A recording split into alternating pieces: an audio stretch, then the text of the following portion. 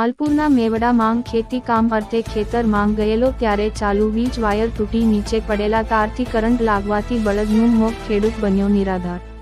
માલપુરના મેવડા ગામના ખેડૂત પટેલ કનુભાઈ પોતાના બળદગાડું લઈ પશુઓ માટે ઘાસચારો લેવા જતા હતા, ત્યારે વીજ કંપનીની લાપરવાહીના કારણે વીજ પ્રવાહ ચાલુ વીજ વાયરનો તૂટેલા ચાલુ કરંટ સાથે વીજતારને બળદનો પગ આ વીજ વાયર પર પડી જતા ઘટના સ્થળે ખેડૂત પરિવારની આંખો સામે બળદનું કમકમાટી મોત નીપજ્યું હતું, જેનાથી ચકચાર મચી છે। માલપુર તાલુકાના મેવડા ગામે મંગળવારે સવારે આશરે 7:30 વાગ્યાના અરસામાં કનુભાઈ ધુળાભાઈ પટેલ અને તેમની પત્ની મંદાબેન પટેલ પશુઓ માટે ઘાસચારો લેવા પોતાનું બળદગાડું લઈને ખેતરમાં જતા હતા, ત્યારે ખેતરમાં ઇલેક્ટ્રિક પોલ ઉપરથી પસાર થતી વીજ લાઇનનો ચાલુ કરંટનો વીજ વાયર તૂટી ગયેલી હાલતમાં જમીન ઉપર પડેલો હતો।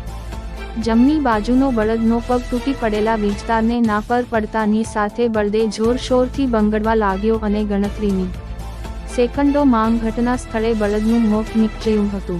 ખેડૂત બળદને બચાવવા જતા તૂટેલા વીજ વાયર પર નજર પડતાં ખેડૂત અને તેની પત્નીનો પણ આબાદ બચાવ થયો, જેથી ચકચાર મચી હતી। બળદના મોત થતાં ખેડૂત આજે ભર સિઝનમાં બળદ વિના નિરાધાર બન્યો અને આર્થિક મોટું અંદાજે 50,000 રૂપિયાનું નુકસાન થતાં દુષ્કાળમાં અધિક માસ જેવી સ્થિતિ પેદા થઈ છે। યુજીવીસીએલની બેદરકારી સામે આવી છે। તાત્કાલિક ખેડૂતે પશુ ડોક્ટરને જાણ કરીને માલપુર પોલીસને જાણ કરતા કાર્યવાહી હાથ ધરી છે।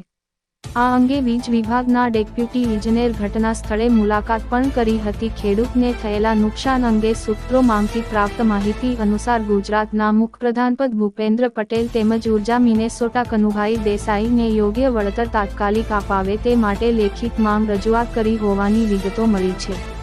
નમન S Pandya, Gujarat bulletin news, Aravalli.